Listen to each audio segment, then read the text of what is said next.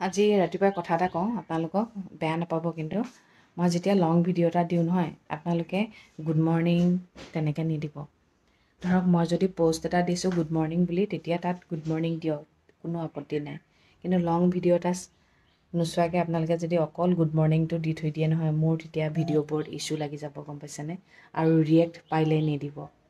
ভিডিঅ'টো চাই পিনে তাৰ পৰাই কিবা এটা কমেণ্ট কৰিব তেতিয়া মানে ভাল লাগিব কিন্তু গুড মৰ্ণিং বা গুড আফটাৰনুন বুলি নিদিব হা মোৰ বুলিয়ে নহয় আপোনালোককো মই নিদিওঁ লং ভিডিঅ'ত সেইকাৰণে কাকো নিদিব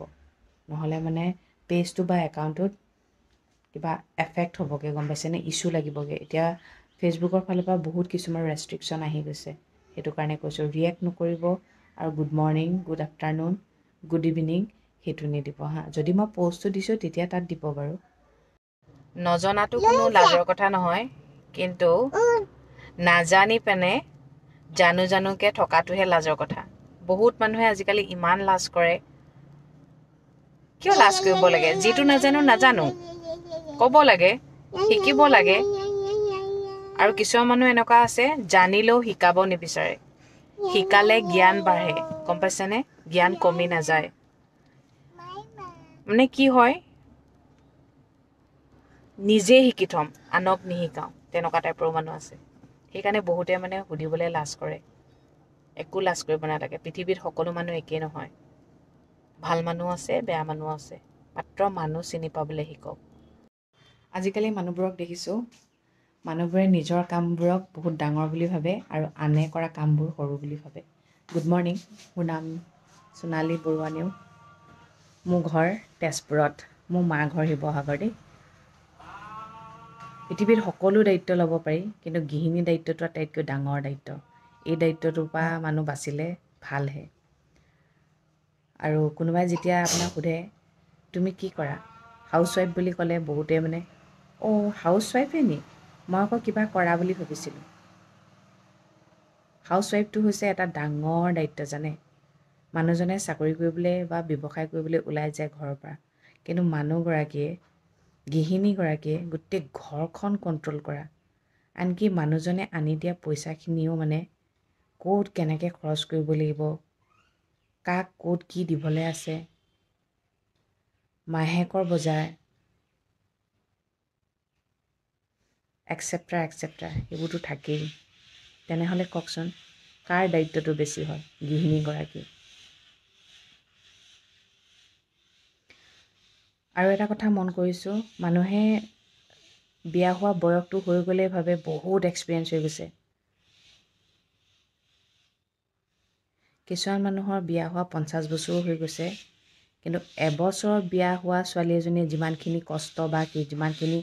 কৰিব লগা হৈছে লাইফটোত 50 বছৰ বিয়া হৈ যোৱা মানুহগৰাকীও চাগে সিমানখিনি ভুগিব লগা হোৱা নাই তেতিয়া মানুহে এনেকৈ কয় কালি পৰহি বিয়া হৈছেহে মানুহক ক'ব পৰা হ'লেই